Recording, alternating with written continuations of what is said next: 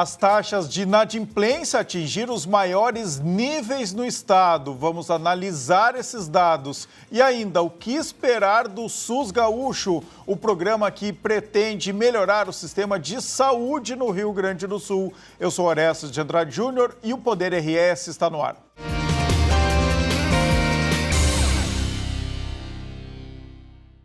O Poder RS tem o apoio de BRDE, Crédito para Inovar e Desenvolver. O BRS em defesa da advocacia e da cidadania. Com Exigem economizar na conta de luz ficou mais fácil. Dasha, bebida zero álcool da Fante Bebidas, sabor que conquista. Pensou em inovação, vem para Ubra. Chavin, restaurante de comida peruana que traz novos sabores para Porto Alegre. Vamos abrir o Poder RS de hoje com um recado já tradicional do nosso Banco Regional de Desenvolvimento do Extremo Sul, o BRDE. Pode rodar.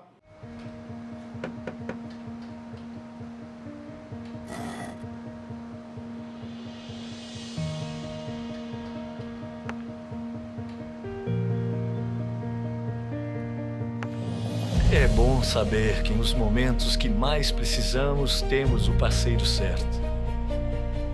Ou mais de um parceiro, né, filhão? BRDE, o banco que está sempre um passo à frente, é o mesmo que está sempre ao seu lado. O indicador de inadimplência divulgado pela Câmara de Dirigentes Lojistas, a CDL Porto Alegre, registrou os maiores valores desde o início da série histórica em fevereiro de 2022.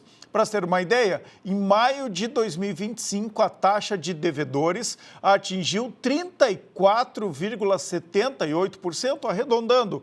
35%, mais de um terço dos consumidores aqui do estado e 35,21%, um dado bem parecido, na capital. Para analisar conosco esses números, eu converso agora com o economista-chefe da CDL, Oscar Frank. Bem-vindo ao Poder RS, Oscar. Obrigado, Orestes. Uma alegria conversar contigo e também com os teus telespectadores. Muito obrigado pela oportunidade. Eu que te agradeço aceitar o nosso convite aqui. Eu quero já te fazer uma pergunta direta. A que se deve esse alto índice de inadimplência aqui dos gaúchos e dos porto-alegrenses?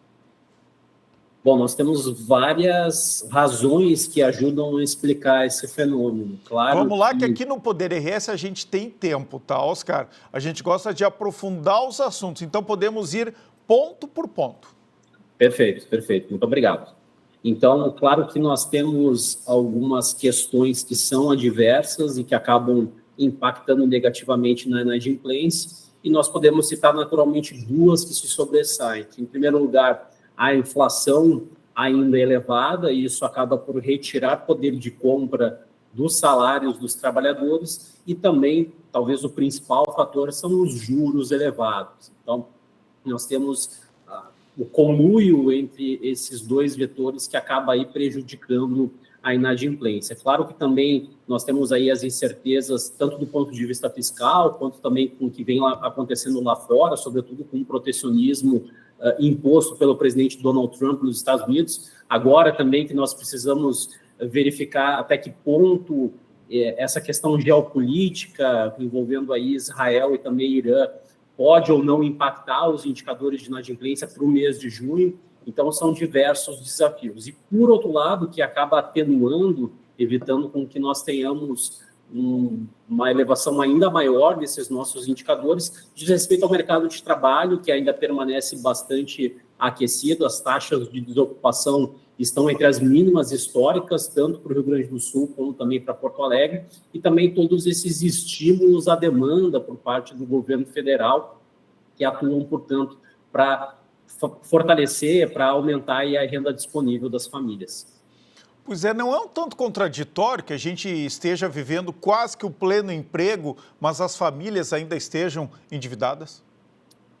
É que nós temos a situação, Orestes, relativa aí às taxas de juros, que acabam comprometendo muito essa dinâmica. E como nós temos o funcionamento desse mecanismo de juros sobre juros, então, na medida que nós temos um aumento da taxa Selic, lembrando, a taxa Selic é um balizador, uma referência para o custo dos empréstimos, dos financiamentos existentes na economia. Então, na medida que nós tivemos aí todas essas elevações que se iniciaram lá em setembro do ano passado, e que culminaram com essa taxa Selic de 14,75% ao ano, que é o maior patamar desde 2006, isso acaba pesando muito sobre os orçamentos das famílias, ou seja, o serviço da dívida, que a gente chama, ou seja, os juros e amortizações, eles acabam sendo muito significativos, eles pesam demais dentro desse orçamento, dentro do planejamento das famílias, e isso, naturalmente, tem todo um impacto negativo do ponto de vista da inadimplência. Com certeza, o emprego aquecido é um fator positivo, acaba ajudando, mas nesse momento que tem se sobressaído, principalmente, é a questão dos juros altos e também da inflação pressionada. Eu estava olhando aqui, Oscar Frank, que é o economista-chefe da CDL, os números que vocês divulgaram. Olha só, a estimativa é que 3 milhões, arredondando, 3 milhões de CPFs estejam negativados no Rio Grande do Sul. Olha, isso é muita gente, né? Em Porto Alegre, quase 400 mil pessoas, para ser exato aqui, 378 mil pessoas, 1.000 CPFs negativados em Porto Alegre. É muita gente. Não há como discordar disso, ou seja, realmente são muitas pessoas e isso traz toda uma preocupação, Orestes, com relação aí à própria dinâmica econômica que nós podemos esperar a respeito do futuro, porque na medida, então, nós temos essa inadimplência em patamares recordes, isso significa que o orçamento das famílias está naturalmente estrangulado, por conta justamente desse efeito que os juros, que as amortizações da dívida acabam exercendo no dia a dia, então, dos consumidores. Então, na medida que eu tenho esse estrangulamento, que o processo aí de pagamento dessas dívidas acaba se tornando muito caro, naturalmente existe um espaço menor para outros tipos de gastos com bens, com serviços, e isso traz toda uma preocupação para outros setores aí do comércio varejista. Como é que o comércio está convivendo com essa inadimplência alta, né? Como continuar um ciclo de crescimento e de retomada pós-pandemia, pós-enchentes, se o cliente lá na ponta final ainda está estrangulado por dívidas? Como fazer esse ciclo se renovar? É um desafio tremendo, Orestes, e isso só ressalta a importância de se fazer uma boa análise e concessão de crédito. Então, nós aqui da CDL Porto Alegre temos conhecimento, temos expertise a respeito desses temas, justamente para poder ajudar os empresários a realizar uma boa análise e concessão de crédito. Ou seja, nós temos diversas iniciativas que compõem aí tanto ferramentas preditivas bem relevantes e que fazem uso do cadastro positivo, ou seja, à medida que tanto pessoas físicas quanto jurídicas realizam pagamentos dentro do prazo, isso naturalmente gera uma informação positiva e constitui o histórico de crédito, tanto de pessoas físicas quanto de pessoas jurídicas. Então, eu consigo justamente ter mais condições, mais informações para poder separar os bons dos maus pagadores e aí realizar, então, uma análise assertiva, portanto, de concessão de crédito. E com relação a outros temas, naturalmente diz respeito à importância que os negócios precisam ter em se tornar mais eficientes, ou seja, reduzir custos, aumentar a produtividade, justamente para poder se blindar de todos esses efeitos negativos aí da inadimplência. A Selic no ano passado fechou, a Selic não, o IPCA o ano passado fechou em 4,8%. Qual é a projeção da entidade, da CDL, para este ano, Oscar? Por enquanto, nós estamos projetando uma inflação de 5,3%.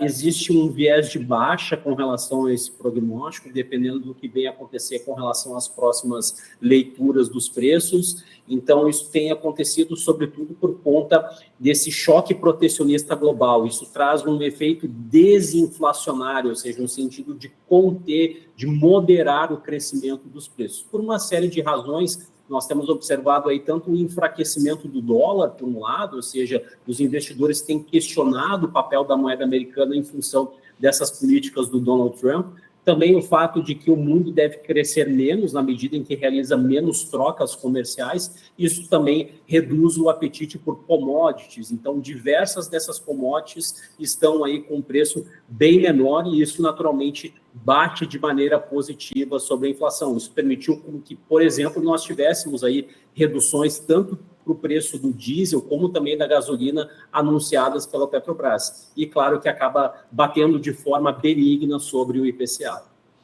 Como é que está o índice de inadimplência das empresas? A gente falou até agora dos CPFs, dos consumidores, e das empresas, Oscar? Nós temos aí cerca de 15% dos CNPJs em nível estadual que tem algum tipo de restrição em crédito, protesto, cheque ou ação judicial, e nós temos aí aproximadamente 15,5% no caso de Porto Alegre. Então, novamente, nós temos aí recordes históricos que foram quebrados com base nessa última leitura do indicador do mês de maio. É o maior índice histórico, então, é a maior taxa de inadimplência, tanto para consumidores quanto também para as empresas? Exatamente. Então, isso naturalmente traz uma preocupação para todos nós com relação aí à dinâmica desses índices.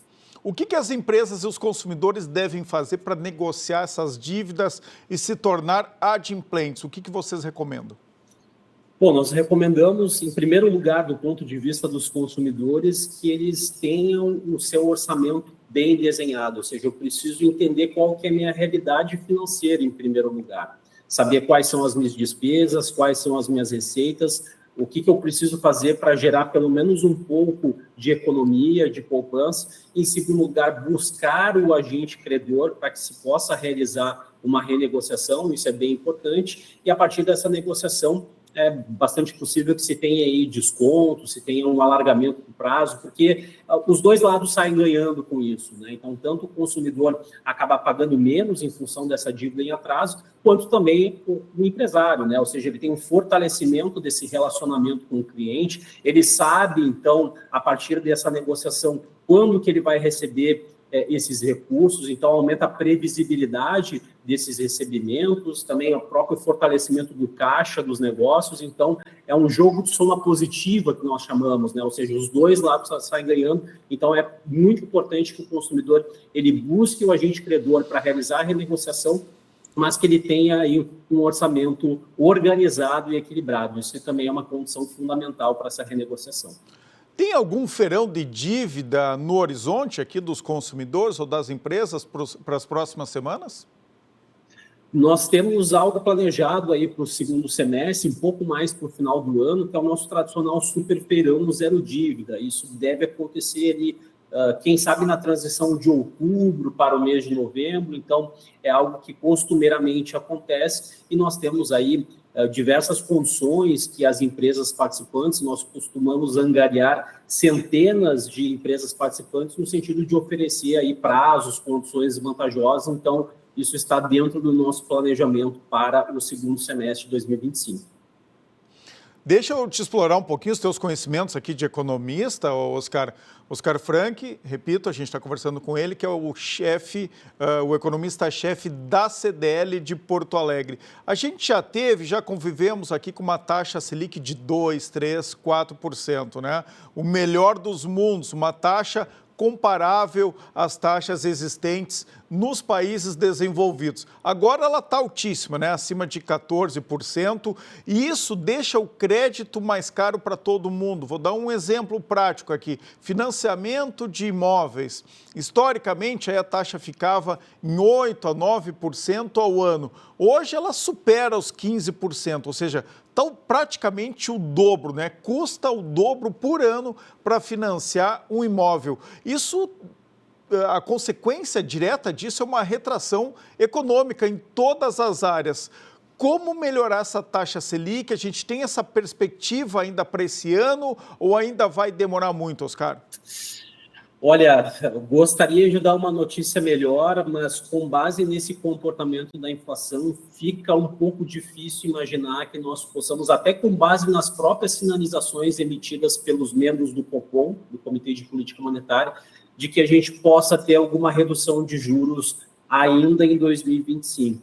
Nós ainda estamos numa fase de discutir se vai haver ainda um ajuste residual da taxa Selic, e nós temos a reunião do Copom de julho começando amanhã e terminando na quarta-feira.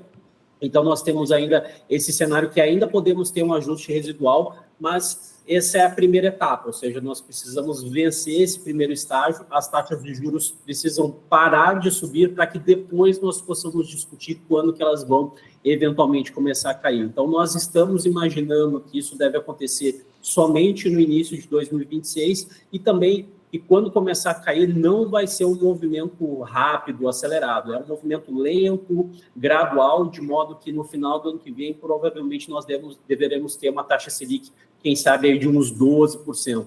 Ainda assim bastante elevada, ainda assim bastante alta, mas claro que melhor em comparação com os níveis atuais. E para melhorar, eu vejo que nós temos que fazer o nosso dever de casa, ou seja, um dos principais fatores que ajuda a explicar tudo que vem acontecendo são os riscos fiscais, ou seja, os riscos relacionados às contas públicas do governo federal. Então, é necessário fazer com que o orçamento caiba dentro da receita. Então, temos tido uma dificuldade muito grande de realizarmos um ajuste fiscal pelo lado da despesa, ou seja, o que tem se priorizado é o ajuste fiscal pelo lado da receita, aumentar a arrecadação. Só que isso tem um limite, ou seja, nós temos aí um crescimento orgânico de uma série de despesas que necessitam de reformas. Então, por mais que nós tenhamos aumentado bastante a arrecadação ao longo desses últimos meses e últimos anos, ou seja, ela vem crescendo acima da inflação, mesmo assim isso não é suficiente, porque o problema está relacionado pelo lado da despesa. Nunca foi problema de arrecadação de impostos, e sim desse crescimento muito substancial do lado da despesa, e isso acaba tendo que enfrentar uma série de grupos de interesse, muita gente não vai gostar, mas é o que precisa ser feito, entre outras questões, para que a gente diminua os juros de maneira sustentada aqui no nosso país. Nos ajude aqui a relembrar como é que a gente chegou a uma taxa Selic de 2%, 3%. O que foi feito no país que permitiu uma taxa de juros baixa? Bom, nós tivemos a taxa de juros especificamente de 2%, isso acabou abrangendo um cenário muito particular da economia brasileira, onde nós tivemos todo aquele fechamento das atividades econômicas por conta da pandemia. Então, por isso que as taxas de juros chegaram a cair 2%, para 2%. Só que antes da pandemia, nós tínhamos uma taxa Selic de 4,5% ao ano, que é uma taxa bastante baixa para os nossos padrões. O que acabou acontecendo? Nós conseguimos, ao longo daqueles últimos anos, sobretudo após o impeachment da ex-presidente Dilma, aprovarmos uma série de reformas econômicas que foram muito importantes, muitas delas abrangendo o lado fiscal, como, por exemplo, o teto de gastos. Então, isso trouxe uma previsibilidade com relação ao crescimento da despesa pública. Nós realizamos a reforma da Previdência, a reforma trabalhista, uma série de outras reformas também no sentido de digitalização, de desburocratização. Então, tudo isso contribuiu para que estruturalmente nós conseguíssemos ter taxas de juros bem mais baixas. Então, passa por aí. Inclusive, nós temos esse histórico, nós temos essa experiência. O remédio que precisa ser adotado é esse. Claro que não é fácil, isso vai exigir novas leis, emendas à Constituição, vai afetar grupos de interesse, mas é o que precisa ser feito para que nós tenhamos taxas de juros estruturalmente mais baixas aqui no nosso país. Sem analisar o mérito, Oscar Frank, eu queria que tu nos ajudasse a uma compreensão da política econômica do atual governo em comparação com a anterior. Porque esse governo acredita que esse investimento público, da máquina pública, do Estado na economia, colocando muito dinheiro, gastando, isso vai gerar desenvolvimento, né? Então, assim, sem analisar a questão de mérito, é uma convicção, né, do atual governo que isso aconteceria. Por que isso, na prática, não acontece? E por que esse governo, então, insiste, em termos de política econômica, em injetar dinheiro, em aumentar o gasto público, se o resultado efetivo a gente não vê na prática? Bom, vamos lá. Isso acontece por conta de concepções que se existem do ponto de vista de se entender, de se compreender como é que a economia funciona. Então, nós temos diferentes visões, naturalmente, assim como existem em diversas áreas do conhecimento. Muitas vezes essas visões elas são conflitantes, mas nós temos aí o que se provou sendo correto em termos de experiências, de políticas que foram adotadas aí em outros lugares do mundo e que deveriam servir de exemplo para nós. Então, o que acaba acontecendo, na realidade, é que o fato de nós utilizarmos de todas essas políticas, de priorizarmos um ajuste fiscal pelo lado da arrecadação, isso naturalmente tem um limite, porque nós já temos uma carga tributária que é bastante elevada em comparação com os países emergentes, ou seja, muitos setores não aguentam mais uma elevação da carga, já existe uma série de dificuldades com relação a eventuais aprovações de impostos por parte aí do Congresso Nacional. Basta a gente ver o que aconteceu recentemente com o IOF, ou seja, houve aí praticamente, né, uma moção de repúdio com relação a tudo que aconteceu com o IOF, porque realmente a sociedade não entende que esse é o caminho correto com relação ao aumento de impostos. No entanto, é muito complexo mexer em gastos, né? De novo, porque isso traz aí uma série de efeitos, sobretudo com relação aos grupos que são mais favorecidos, com relação a essas despesas, é muito mais complexo, exige naturalmente, além do desgaste político, uma série aí de aprovações de leis, de reformas à Constituição, isso requer aí a mobilização do Congresso Nacional para que isso aconteça, então, naturalmente, é um caminho mais complexo, mas é o que precisa ser adotado. E diz respeito muito, Orestes, ao princípio de economia familiar, de orçamento pessoal, ou seja, a gente não pode gastar mais em relação àquilo que arrecada. Se isso acaba acontecendo, o nosso histórico de crédito acaba sendo pior. E os juros cobrados para que a gente possa tomar algum empréstimo no mercado, eles são mais elevados em função disso. Então, é basicamente o mesmo princípio. O Brasil ele já tem uma dívida que é cara, que é curta, que já é bastante elevada em comparação com os países emergentes. Os países desenvolvidos eles têm uma dívida, inclusive, bem mais alta do que a nossa, mas não faz sentido comparar, porque são estágios de desenvolvimento desiguais, que não se assemelham. Então, naturalmente, nós temos uma situação que é bastante delicada. Então, deveríamos fazer esforços justamente para que nós tenhamos aí esse benefício para todos os setores da atividade econômica, né? Então, os juros baixos, eles são muito importantes. Só que a gente não vê uma iniciativa de fazer o dever de casa, de priorizar aí o lado da despesa em detrimento da receita.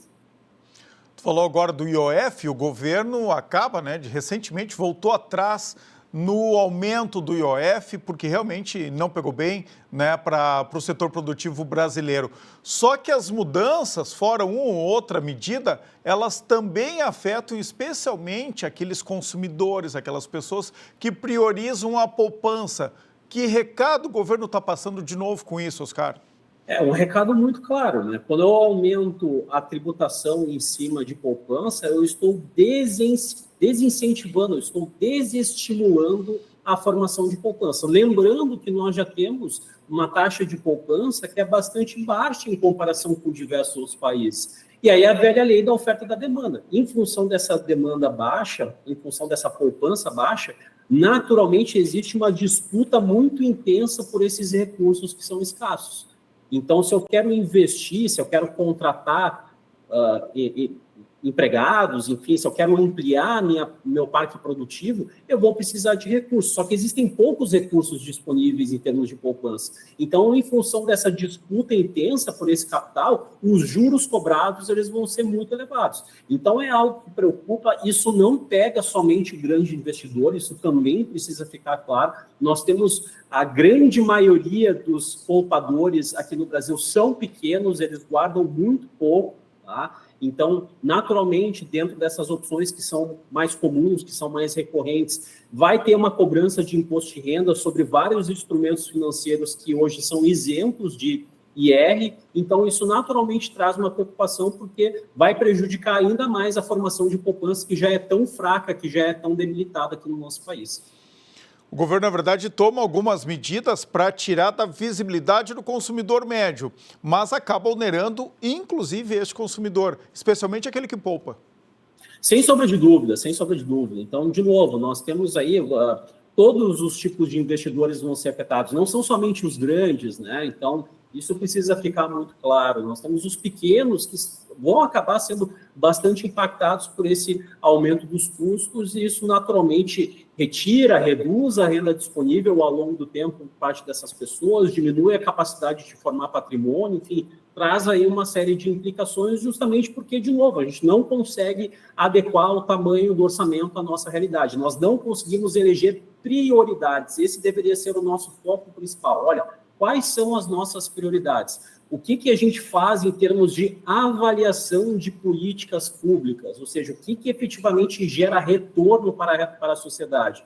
Se nós gastamos bilhões de reais em políticas públicas e isso não gera um retorno, então nós precisamos voltar atrás com relação a isso. O que isso gera efetivamente de crescimento do PIB, de empregos, de arrecadação? Então, nós deveríamos fazer isso o tempo todo. E, caso não se atinjam os objetivos, deveríamos ser capazes de voltar atrás, de alocar de outra forma esses recursos. E eu vejo que isso ainda engatinha no nosso país. Então, é um problema muito severo que nós precisamos endereçar. É interessante como para o governo não importa aonde que a gente coloca o nosso dinheiro, ele sempre dá um jeito de meter a mão no nosso bolso, né, Oscar?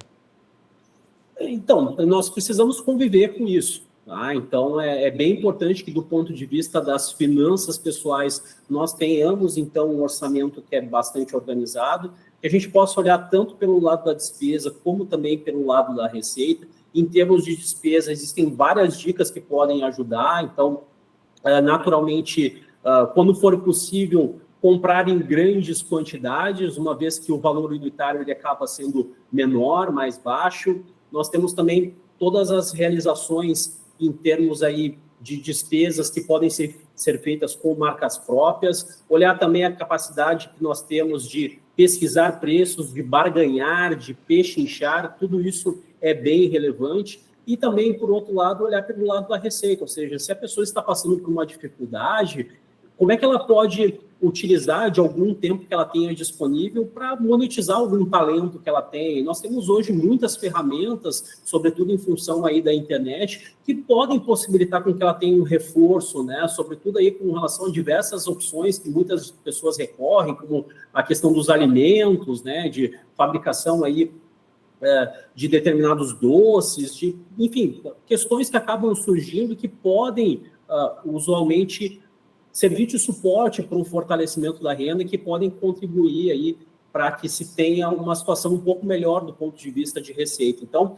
é necessário fazer isso, realizar esse acompanhamento, verificar em termos de despesas fixas e também variáveis o que pode ser alterado, o que dá conta do meu uso, sem que eu perca tanto bem-estar, tanta utilidade. Então, tudo isso carece de monitoramento. Quando a conversa é boa, Oscar, eu vou me estendendo aqui um pouco, mas eu prometo que vou encerrar agora, encaminhar a última pergunta para ti. A gente está conversando com o economista-chefe da CDL, o Oscar Frank, e para encerrar eu te pergunto, como é que está a recuperação do nosso comércio, especialmente pós-enchente de 2024? Bom, nós tivemos um impacto muito grande em função das enchentes, nós ainda temos um percentual dos estabelecimentos que não conseguiam retomar tudo aquilo que se verificava antes das enchentes. Isso naturalmente traz uma preocupação, mas o que mais preocupa, na realidade, é o impacto que mesmo aqueles que conseguiram, de alguma forma, retomar as suas atividades depois aí do período mais crítico dessas inundações, desses alagamentos, em termos da sua capacidade financeira, ou seja, eles precisaram ter gastos inesperados e excepcionais justamente para poder retomar o funcionamento das suas lojas, e isso naturalmente tem todo um impacto do ponto de vista financeiro. Tiveram que contratar crédito ou utilizar de recursos próprios, então é uma situação financeira que é delicada. Então nós estamos observando isso de perto e até que ponto isso nós conseguiremos, de alguma forma, sustentar ao longo do tempo. Então, é importante que nós tenhamos aí um quadro de estabilidade macroeconômica, que nós possamos fazer com que os negócios sigam prosperando, porque, em muitos casos, nós observamos isso, ou seja, uma situação financeira que ainda é delicada e a gente espera que não tenha mais nenhum grande choque negativo, justamente porque essa situação financeira, para diversos empreendimentos, ela ainda se mostra bastante fragilizada. Perfeito. Obrigado pela tua participação aqui no Poder RS. Oscar Frank, economista-chefe da CDL. Bom trabalho. Eu que agradeço, Orestes. Quando precisar, a assessoria econômica da CDL Porto Alegre ou a própria CDL Porto Alegre estará à disposição de vocês e nos vemos aí numa próxima. Até mais. Obrigado. Até mais. Olha só, pessoal, nesse cenário de inadimplência alta, eu tenho uma dica de economia para vocês. O futuro chegou com o EasyGen. O EasyGen conecta você uma usina solar sem precisar instalar nada, sem investimento nenhum. É economia de verdade, com energia limpa e sem custo. EasyGen, a revolução solar que diminui a conta de luz da sua casa e da sua empresa. Simule sua economia na conta de energia em www.easygen.com.br/simular ou /Orestes, que tem um desconto especial para vocês. Se preferir, ligue para 51 999 11 4001 ou mande um e-mail para comercial@easygen.com.br. Encerrou na última sexta-feira a 8ª edição do Festival Santa Cruz de Cinema, com cobertura do canal Multi-RS, o evento que aconteceu no auditório da Unisc e premiou os melhores curtas-metragens em diversas categorias. Quem traz os detalhes é o repórter Matheus Furtado, nosso enviado especial para Santa Cruz. Olha só. E chegou ao fim a 8ª edição do Festival Santa Cruz de Cinema. Foram ao todo 4 noites de exibições, trocas e uma sensação de integração do cinema com a cidade de Santa Cruz do Sul, que recebeu artistas, realizadores e turistas de vários cantos do país. A última noite guardou a tão esperada premiação dos curtas, tarefa nada fácil para os responsáveis pelas avaliações. O filme ele tem que ter a qualidade de um modo geral, mas também depois se escolhe individualmente cada um dos destaques, né, separando direção, da atuação, do som, da fotografia. O diferencial é um bom filme. O bom filme sempre vai ser um diferencial de avaliação. E eu costumo repetir uma frase do Sérgio Silva, um diretor com quem eu trabalhei muito tempo. Ninguém faz um filme ruim. Ele fica bom, ele fica ótimo, ou, como dizia o Truffaut, tu abandona, tu não termina. Abrindo as premiações, tivemos a escolha do melhor desenho de som, que ficou com o curta paranaense Ruído. Indo para a categoria Melhor Trilha Sonora, o premiado foi o curta animado gaúcho Posso Contar nos Dedos. Melhor figurino foi para Dependências, curta do Rio de Janeiro. Melhor montagem ficou com o curta gaúcho Ana Cecília. Vão das Almas, do Distrito Federal, ficou com 2 prêmios. Melhor direção de arte e melhor ator para Luan Vinícius, prêmio que foi entregue pelo homenageado da 8ª edição, Alan Souza Lima. Entregue pela também homenageada Aracy Esteves, o prêmio de melhor atriz ficou com Divina Valéria por Cavalo Marinho, de Pernambuco. O curta documental gaúcho Pastrana levou 2 prêmios para casa, o de melhor roteiro e melhor direção.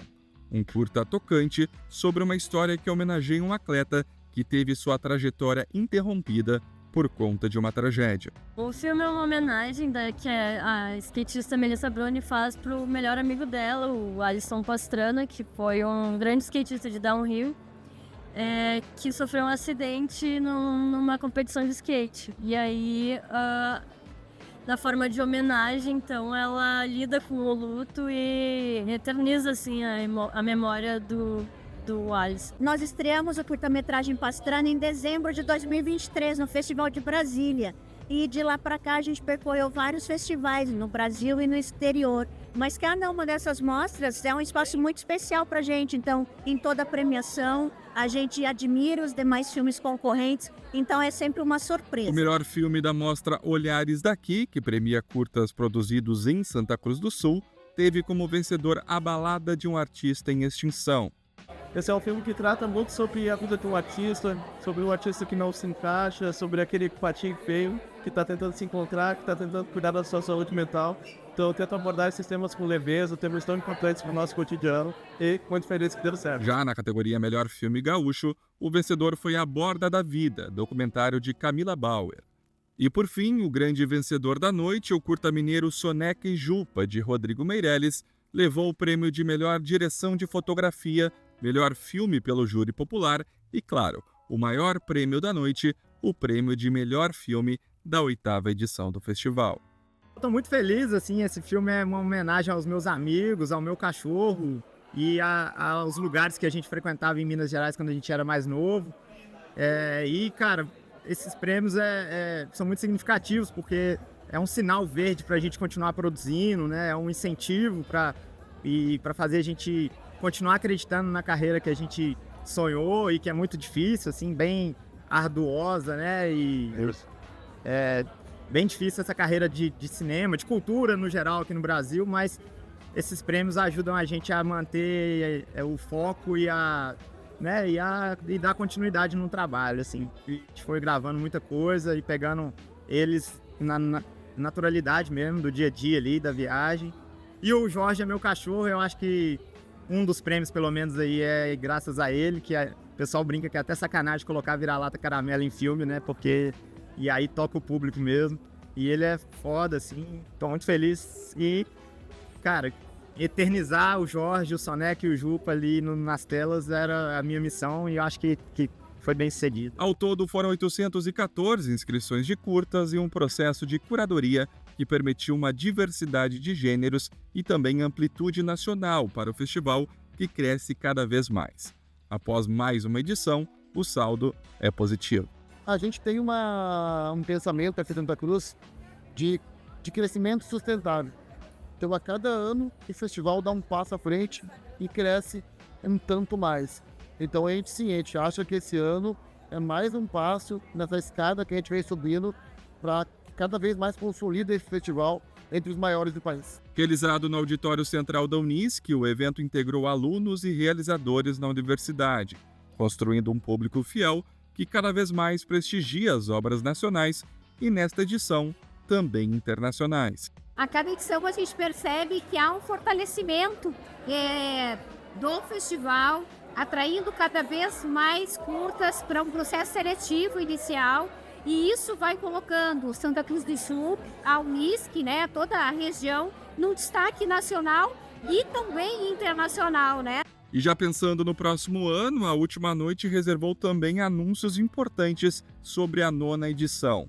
O ator e diretor Reginaldo Faria será o grande homenageado da próxima edição, e a data, inclusive, já foi definida, e mantém o festival do charmoso Inverno Gaúcho, acontecendo entre os dias 15 a 19 de junho de 2026. Agora fica a expectativa para o próximo ano e a certeza que a 8ª edição foi sim um sucesso. Foi mais um passo dado para o crescimento e fomento do cinema gaúcho e nacional. Viva Santa Cruz e viva o Festival Santa Cruz de Cinema. O ABRS alerta: cuidado com os golpistas que se passam por advogados. Jamais realize qualquer tipo de pagamento ao ser contatado sobre o seu processo judicial antes de falar pessoalmente com o seu advogado ou advogada. Se você foi vítima de golpe, registre imediatamente um boletim de ocorrência na polícia. Acesse o site oabrs.org.br e as redes sociais pelo @oabrs para saber como se prevenir. Poder RS faz um brevíssimo intervalo para BRDE, Crédito para Inovar e Desenvolver, o ABRS em defesa da advocacia e da cidadania. Já voltamos.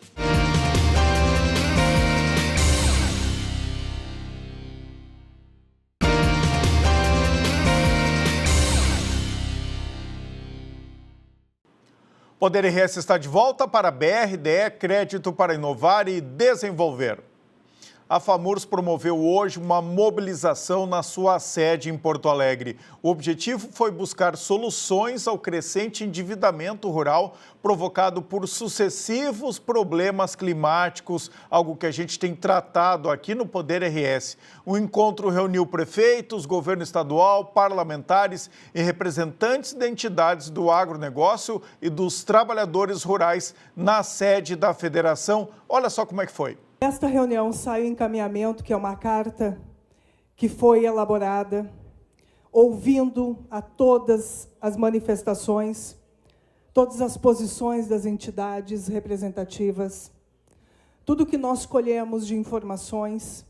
E eu queria que vocês colocassem, por gentileza, Guilherme, a carta aqui no telão. Ela de imediato será divulgada para toda a imprensa. Nosso encaminhamento deste encontro, e pode ter certeza que não pararemos por aqui, prefeito. A convergência institucional demonstrada aqui, das entidades que estão subscritas a esta carta, O alinhamento com as diretrizes do Ministério da Agricultura e Pecuária garante coerência e viabilidade política para a implementação imediata das medidas aqui propostas. A inação ou a resposta insuficiente resultará no aprofundamento do endividamento, colapso da produção de alimentos e o impacto severo na segurança alimentar. Propomos que o governo federal edite imediatamente uma medida provisória de emergência para a reconstrução do setor rural do Rio Grande do Sul, incorporando as medidas emergenciais detalhadas, com cronograma de implementação acelerado e a dotação orçamentária específica. As 497 municipalidades representadas por esta federação, juntamente com todas as entidades signatárias, comprometem-se a colaborar ativamente na implementação, fornecendo dados em tempo real, mobilizando estruturas locais para garantir a efetividade dos programas e prestando contas transparentes de todos os recursos recebidos. A escolha, senhores, é clara. Implementar soluções estruturais imediatas que preservem centenas de milhares de famílias rurais e mantenham a produção de alimentos, ou assistir ao colapso de um setor estratégico para a economia nacional. O investimento no setor rural do Rio Grande do Sul é investimento estratégico para o futuro do Brasil, garantindo não apenas a repercussão de uma região que é vital, mas a estabilidade econômica e a segurança alimentar de toda a nação. Contamos com o compromisso assumido aqui, o empenho de todos, prefeitos e prefeitas, parlamentares que por aqui estiveram, governo do Estado do Rio Grande do Sul, para a concretização desta medida vital para a resiliência do nosso setor rural e para o desenvolvimento econômico e social do Brasil. Contem com os municípios gaúchos, porque, nesse momento, nós não largaremos a mão do produtor rural do nosso estado do Rio Grande do Sul. Que esta carta, que são aproximadamente 5 páginas, que será divulgada em toda a imprensa, sensibilize, mobilize todos vocês, porque a nossa causa ela é única, ela é justa e é inadiável. O produtor tem que ter capacidade de tomar crédito. E ele está, em boa parte, limitado nessa capacidade em função dos endividamentos, em função de anos recorrentes de estiagens e das enchentes que afetaram a produtividade. O que a gente está pedindo, né, e essa manifestação aqui é importante politicamente, para dar um tom, para dar, não é uma crítica ao governo, não é política sendo feita com intenção eleitoral, é demonstração da dor, da urgência, da necessidade imperiosa aqui de um governo federal trazer solução para o refinanciamento das dívidas dos produtores. E no nosso entendimento existem canais para isso. Um deles, o uso dos recursos do Fundo Social do Pré-Sal como fonte de financiamento desse processo de securitização, onde as dívidas são repactuadas, né, por parte das instituições financeiras junto aos produtores. Então essa é a luta que está sendo demonstrada mais uma vez aqui, né, somada às tantas manifestações que os produtores estão fazendo por todo o Rio Grande. Os diálogos com o ministro Fávaro para tentar solucionar esse problema. Bom, o primeiro passo foi aquele da prorrogação. A prorrogação nós entendemos que merece ajustes para poder alcançar um número maior de produtores rurais, mas ela foi um avanço já desse diálogo. Nós demandamos ao ministro que fosse constituído um grupo de trabalho interinstitucional para trazer contribuições para uma solução mais definitiva e estruturante. Esse grupo está sendo formado. Nós entendemos que o prazo dele deve ser menor para oferecer mais rapidamente soluções que já estão sendo debatidas e que é importante que tenha a participação também do Ministério da Fazenda. Os passos têm sido dados a partir do diálogo. Não na velocidade que nós gostaríamos. Né? Nós precisamos mais agilidade por parte do governo federal. O ministro Fávaro tem sido solícito, mas parece encontrar resistências nos principais núcleos aí do governo, onde vai se tomar a decisão política do aporte de recursos para financiar esse refinanciamento das dívidas. Então nós queremos justamente demonstrar para o governo, para o presidente da República e para os seus ministros mais próximos, de que não é uma opção, é uma imposição. É fundamental que se faça isso com urgência em favor dos produtores rurais do Rio Grande do Sul. O governo diz que não pode fazer isso só para o Rio Grande do Sul, porque várias regiões do Brasil têm problemas e têm pedidos e demandas dentro do setor. Como é que o senhor entende esse tipo de argumento? Não é um argumento factível. Basta ver as tantas medidas que são direcionadas para outros estados e para outras regiões e que não são dirigidas ao Rio Grande do Sul. Ora, então não há fundo constitucional para o Rio Grande do Sul, não há isenção de IPI para o Rio Grande do Sul, como tem para outros estados, não há zona franca para o Rio Grande do Sul, como tem para outra região do país. Então tem várias medidas que são dirigidas por Brasília individualmente para solucionar problemas individuais, situações individuais de regiões específicas, de estados específicos do país. É uma falácia que não possa dirigir ao Rio Grande do Sul, considerando a absoluta excepcionalidade do que o Rio Grande do Sul vivencia. Se outro estado tiver vivenciado, como o Rio Grande do Sul, tantos anos de estiagens recorrentes e muito impactantes como o nosso estado vivenciou, de enchentes, e demonstrar que vivenciou ao longo dos 6 anos 4 estiagens severas, uma enchente de grandes proporções, se outros estados demonstrarem isso, que sejam atendidos também. Mas na proporção das dificuldades que o Rio Grande do Sul vivenciou, só o Rio Grande vivenciou no Brasil, o próprio Ministério da Integração no governo federal fornece esses dados. As perdas econômicas no Rio Grande do Sul por conta de estiagens são mais do que o dobro do segundo colocado entre os estados brasileiros. Sobre este assunto, o ministro Augusto Nardi se emocionou em uma sessão do Tribunal de Contas da União, o TCU, ao defender os agricultores gaúchos. Pode rodar. Ajudem os gaúchos, nos dê um prazo. Nós queremos pagar, ninguém quer nada de graça. Aquele povo tem vergonha na cara, está se matando, porque não quer ficar devendo. Estão se matando, porque não querem ficar devendo. O gaúcho tem vergonha na cara e quer que seja socorrido por uma nação que ele ajudou com 5 milhões que se espalharam por essa nação, trazendo riqueza. E agora estão abandonados. Nem prazo conseguem para poder pagar suas dívidas. Desculpe a emoção, mas como gaúcho, até o sangue flora. Obrigado. Bota ali no teu carrinho, bem juntinho, com sabor. Depois pode dizer, você escolheu a Alibem. Escolheu muito bem. A Alibem é uma empresa gaúcha que produz linguiça toscana, bacon, cortes especiais, o melhor da carne suína, sendo uma das mais modernas indústrias do país, adota políticas de qualidade e sustentabilidade, tendo uma linha diversificada de produtos e uma estrutura capaz de atender aos mais exigentes mercados, exporta para mais de 40 países e distribui seus produtos em todas as regiões do Brasil, garantindo investimentos nas áreas de meio ambiente e biossegurança, proporciona a evolução e o desenvolvimento social. Quando você consome um produto Alibem, além do sabor inigualável, pode ter a certeza da escolha certa por todos esses motivos. Procure as delícias Alibem nos melhores supermercados, bota no seu carrinho e aproveita o melhor da carne suína Alibem, bem juntinho de você. Faça sua graduação na maior universidade do estado e uma das 5 melhores privadas. Escolha a Ubra, aqui você tem práticas de verdade, desde o início do curso, eventos de networking, professores altamente reconhecidos no mercado de trabalho e muito mais. Matricule-se agora mesmo em ubra.br/vestibular e garanta condições especiais de pagamento. Ubra, seu futuro começa aqui.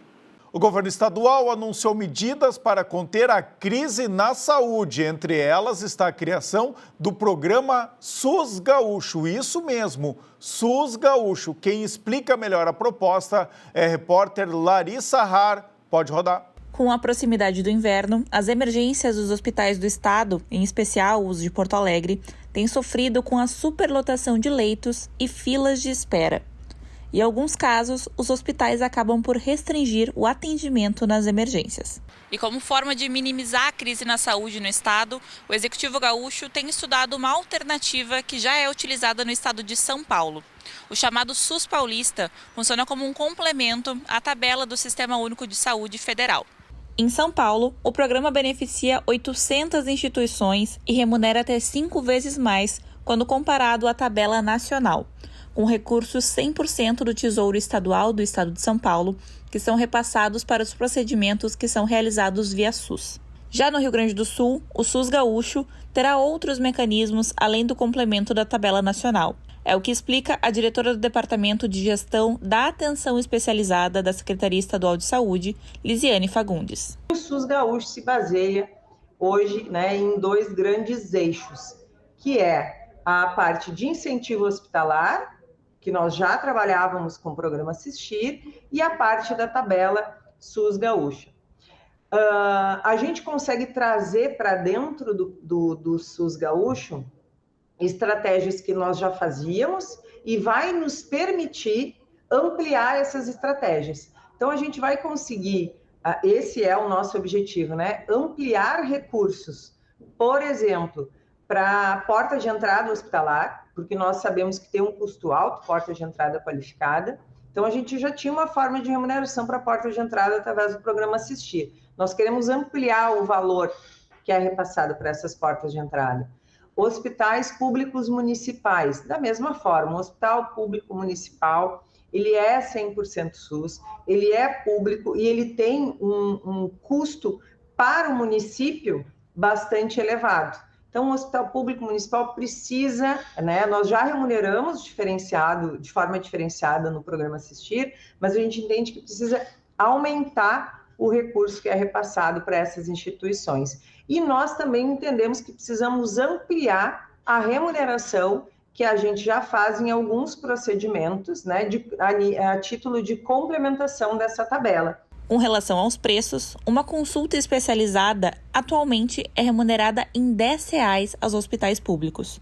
O valor não passa por reajuste desde 2008. Isso é bastante preocupante, porque isso compromete o funcionamento do sistema e o SUS gaúcho vai nos permitir ampliar essa remuneração que a gente, o Estado já faz em alguns procedimentos. Por exemplo, escoliose, cirurgia da coluna, escoliose para criança, os procedimentos de CPRE também é um procedimento que tem um valor diferenciado, o Estado já paga. Cirurgia bariátrica também o Estado já faz um pagamento diferenciado. Aparelhos para reabilitação auditiva também já tem um repasse diferenciado, mas nós entendemos que nós precisamos de mais do que isso, nós precisamos poder complementar órteses, próteses para traumato-ortopedia, procedimentos de traumato-ortopedia, alguns procedimentos de oftalmologia. A gente precisa que tenha perenidade nisso e o SUS gaúcho vai nos permitir fazer esta composição e então chegar naquilo que a gente acredita que seja o mais adequado para o sistema. O programa SUS Gaúcho foi apresentado pelo governador Eduardo Leite no dia 6 de junho. No total, até o final de 2026, o governo estadual deve investir R$1 bilhão para recursos em saúde. Aqualocos no inverno e no verão. Aqui não tem tempo ruim, tudo é alegria. Curtir o dia numa boa com toda a família. Aqualocos é pura diversão. Faça chuva ou faça sol, no inverno e no verão. É Aqualocos, yeah! Bom, pessoal, o Poder RS de hoje fica por aqui para a BRDE, Crédito para Inovar e Desenvolver. Tenham todos uma boa noite e fiquem bem.